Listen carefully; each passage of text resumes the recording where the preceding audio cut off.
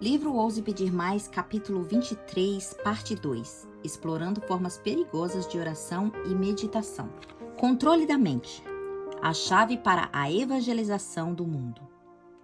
Certa vez o Papa João Paulo II declarou: uma vez que a vida contemplativa pertence à plenitude da presença da Igreja, que ela seja colocada em prática por toda parte.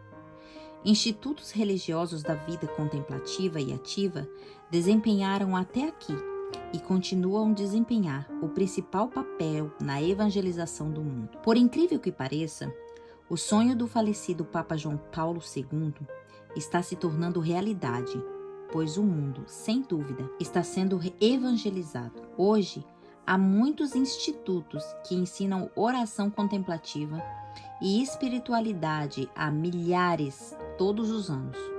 Muitos deles são frequentados e aplaudidos por cristãos e líderes de todas as denominações protestantes, inclusive por adventistas do sétimo dia, tragicamente. Mas é desse tipo de evangelização que precisamos?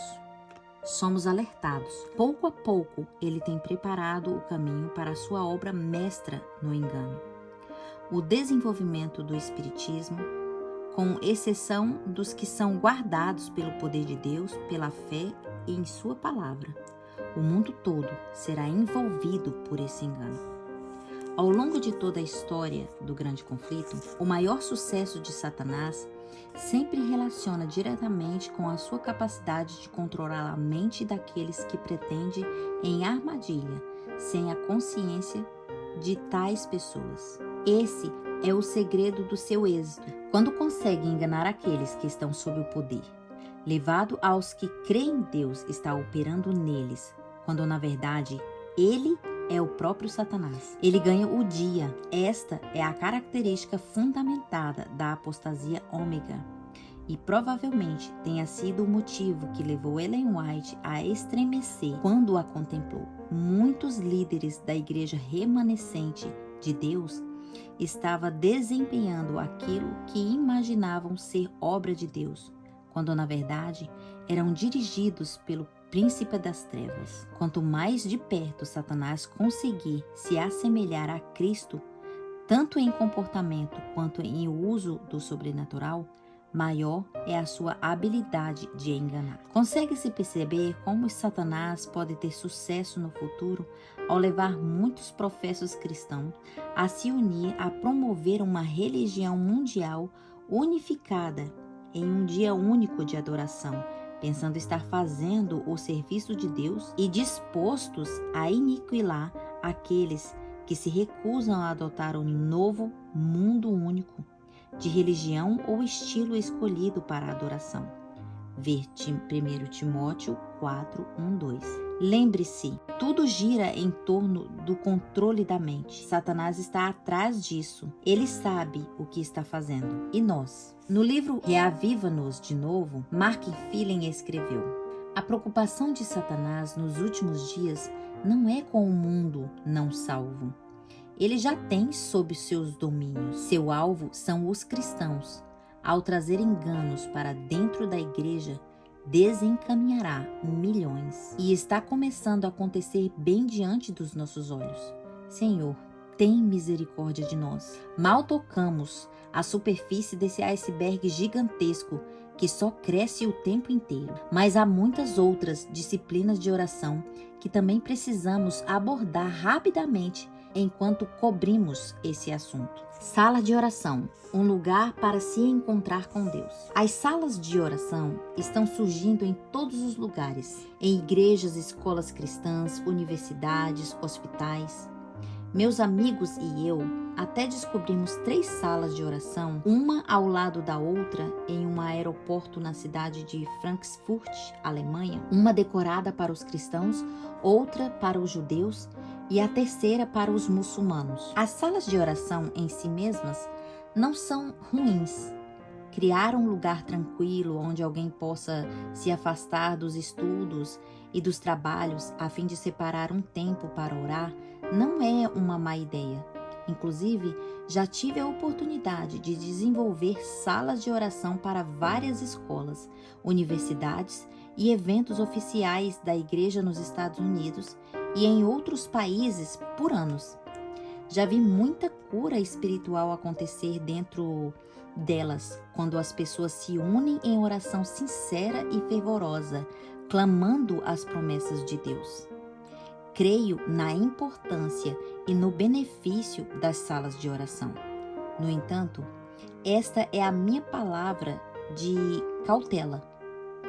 E é por isso que mencionei esta prática aqui. Ao passo que criar uma jornada de oração ou fazer uma sala decorada para a oração possa tornar o ambiente mais pacífico e acolhedor, devemos nos cautelar contra pensar que precisamos criar o ambiente físico correto a fim de nos encontrarmos com Deus ou experimentar a sua presença.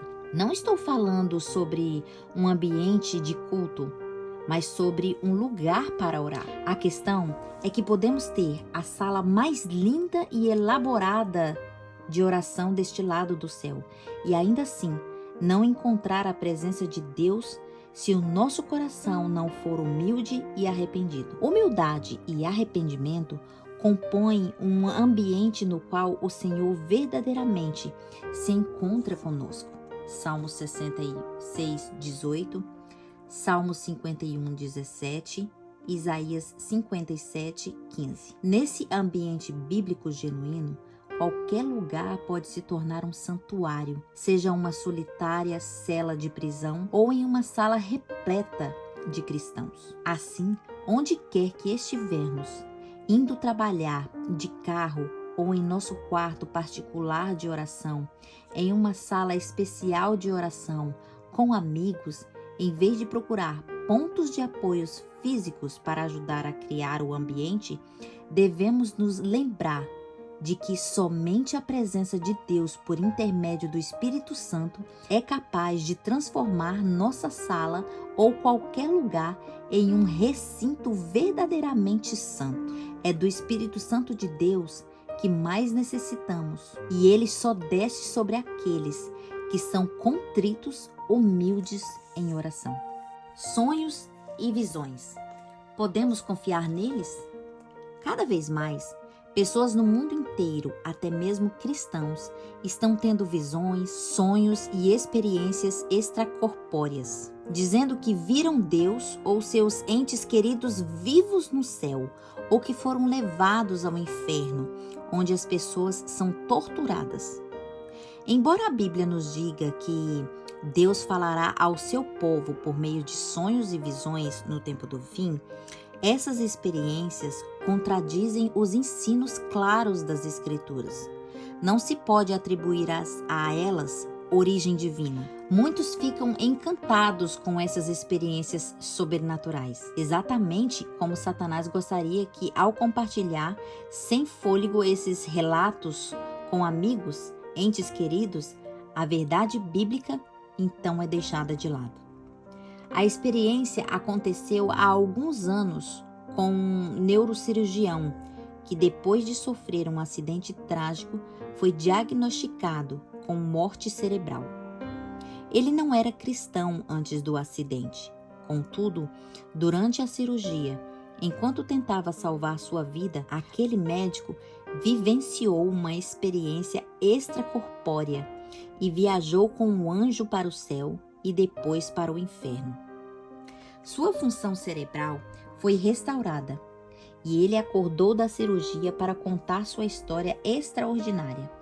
Escreveu um livro sobre a vida após a morte, que figura a lista dos mais vendidos de New York Times e vende centenas de milhares de exemplares até hoje. O problema é que as verdades sobre o céu e o inferno que ele recebeu nessa experiência extracorpórea não estão alinhadas com a palavra de Deus. Por causa do fenômeno sobrenatural e milagroso que ele vivenciou e por ter sido claramente curado da morte cerebral, muitos aceitam suas visões e relações como a verdade do Evangelho, acima até da palavra de Deus. Outra experiência é um garotinho que também chamou a atenção de milhares ou até mesmo de milhões de cristãos desavisados e foi lançado como filme hollywoodiano, como o título O Céu é de Verdade.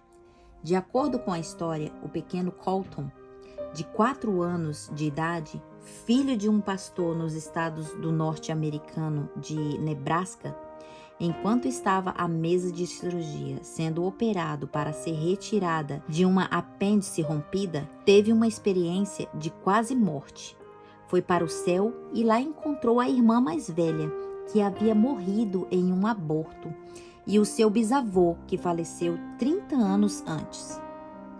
Após a cirurgia, Cotton revelou aos pais perplexos detalhes, impossíveis de saber, e as iluminações celestiais, e tudo isso supostamente aprendido com esses 2 familiares no céu.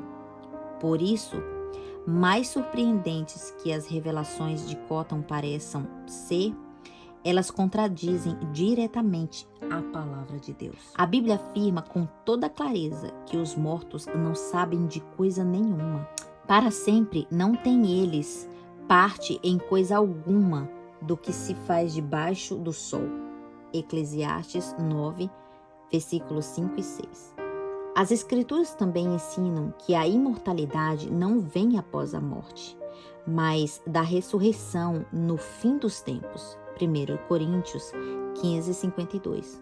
Contudo, a maioria dos cristãos atuais aprendeu a crer que a alma é imortal e que a pessoa vai imediatamente para o céu ou ao inferno assim que morre. O que esses desavisados não percebem é que essa crença os torna presas fáceis para criar o próximo engano poderoso de Satanás. É por isso que as histórias desse tipo são tão perigosas. O último grande engano deve logo patentear-se diante de nós. O anticristo vai operar suas obras maravilhosas à nossa vista. Tão meticulosamente a contrafação se parecerá com o verdadeiro que será impossível distinguir entre ambos sem o auxílio das Escrituras Sagradas. Pelo testemunho destas, toda a declaração e todos os prodígios deverão ser provados.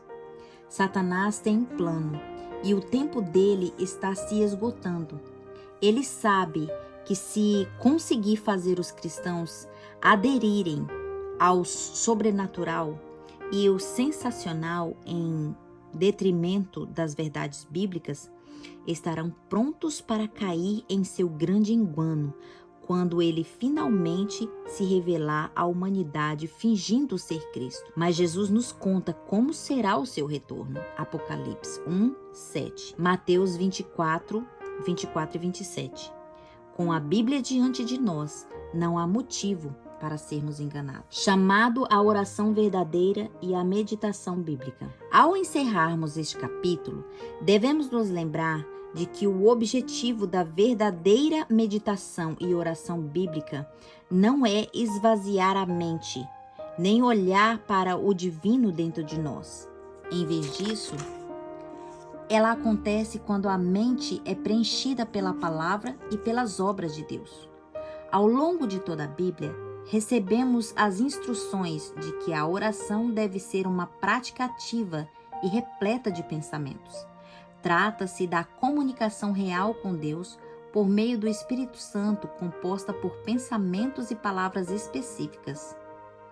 Em nenhuma ocasião encontramos exemplos de oração por meio de repetição ou de uma palavra sagrada ou de uma mantra.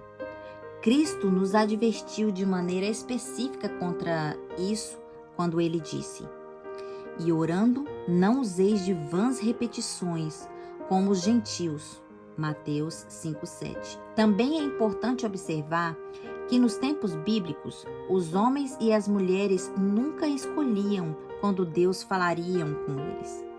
O tempo sempre esteve sobre o seu controle, sobre o controle de Deus. E com frequência, aqueles que ouviam a sua voz ficavam chocados e atemorizados. Mark Phelan escreveu: os cristãos do Novo Testamento não deram uma reviravolta no mundo de sua época com um evangelho que misturava filosofia oriental com doutrina cristã. Nós também não devemos fazê-lo. Os cristãos do Novo Testamento não tentavam entrar em contato com a presença divina em seu interior. Eles olhavam para o seu Senhor crucificado, ressurreto e prestes a vir. A sua vida, então, assim era transformada. A meditação e contemplação da Bíblia são a chave para crermos em nossa caminhada com Cristo. Ellen White usou termos meditar e meditação 569 vezes em seus escritos. Ela também usou o termo contemplação 580 vezes. Ao lançar mão desses termos, ela estava falando sobre meditar na palavra de Deus e contemplar a palavra, as obras e as providências de Deus.